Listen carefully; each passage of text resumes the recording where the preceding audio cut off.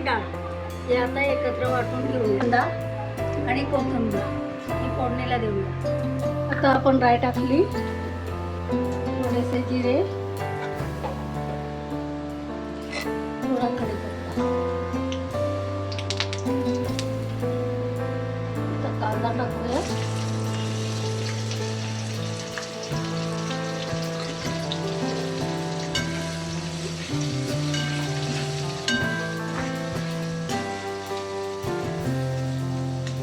कांदा चांगला लाल होईपर्यंत. आपला कांदा लाल झाला. आता याच्यात हे वाटलेलं डाळीचं आणि मसाल्याचं वाटण आपण त्याच्यात मिक्स करूया.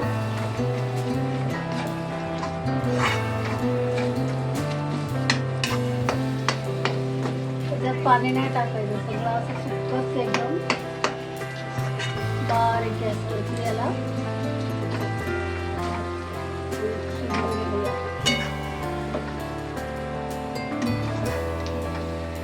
त्याला म्हणतात फुटीचं बेसन.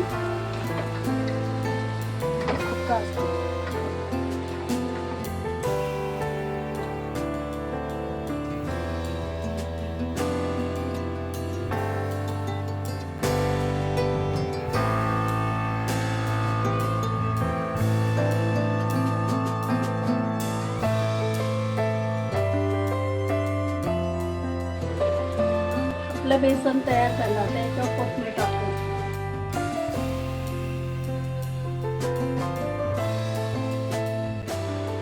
चला तर मग आपण बेसन आणि चटणी टेस्ट करून बघूया. चला, आपलं बेसन आणि चटणी तयार झालेली आहे. तर तुम्ही पण करा आणि मला कमेंट करून सांगा. आणि कसं झालंय ते आता मी खाऊन बघते.